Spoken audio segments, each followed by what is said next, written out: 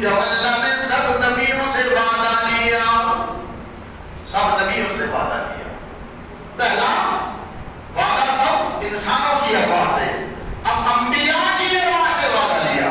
کیا وعدہ؟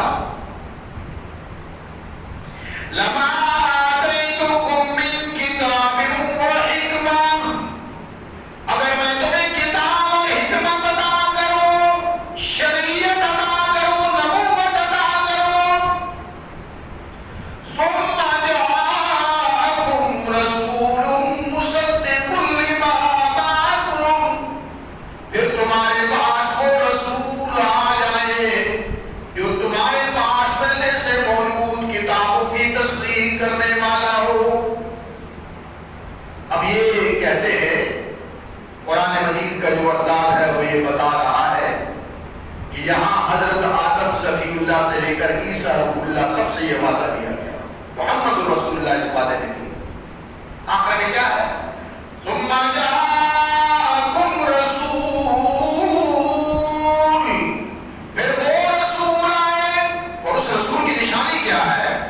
مصدق لما معکم، جو کتاب تمہارے پاس موجود ہوگی اس کی وہ تصدیق کرنے والا ہوگا۔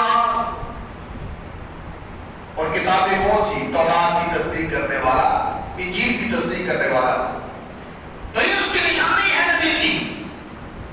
اللہ کے رسول، آخری رسول کی نشانی کیا ہے؟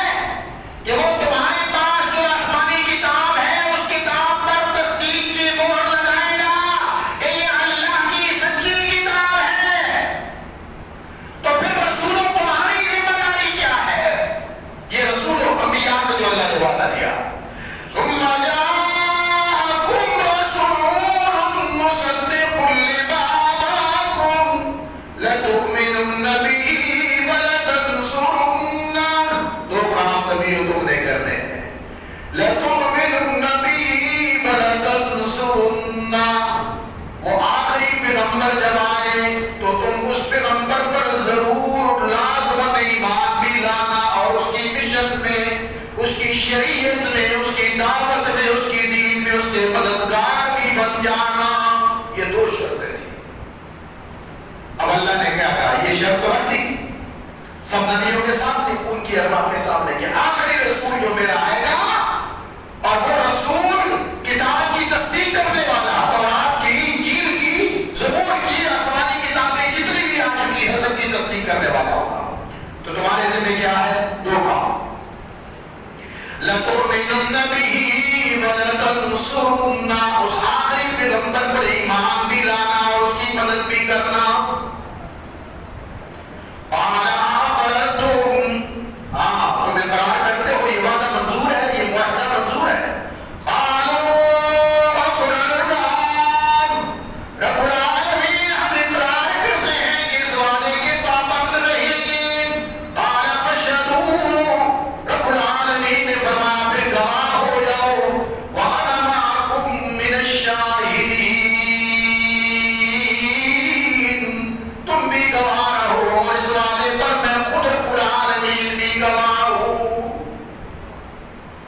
تو حضور کی ولادت کی کہانی تو عالم ارواح سے شروع ہو رہی ہے۔ جب آپ ارواح تھی، ہوئے تھی، جسم پیدا ہی نہیں ہوئے تھے۔ اور اس میں بڑے کمال کی بات ہے کہ اللہ کے نبی کے لیے اللہ نے آسمان پہ بزم سجائی، مجلس سجائی، سب نبیوں کی ارواح کو بلایا اور ان سے معاہدہ لیا، وعدہ لیا، اور وعدے میں دو شرطیں تھی، اگر تم نبی بنو گے تمہیں کتاب ملے گی، تمہیں شریعت ملے گی، تمہیں نبوت ملے گی۔ تو ایک بات پہلی یہ ہے کہ تم آخری رسول اگر وہ تمہارے زمانے میں آ گیا اس رسول پر ایمان بھی لاؤ گے، اور دوسری شرط یہ ہے کہ صرف ایمان نہیں لانا، اس کے دین میں، اس کے مشن میں، اس کی دعوت میں تم نے اس کے مددگار بھی بننا ہے۔ اب یہاں ایک بڑی اہم بات سمجھنے والی ہے، سارے نبی اسی کی ارواح سے اللہ نے وعدہ لیا۔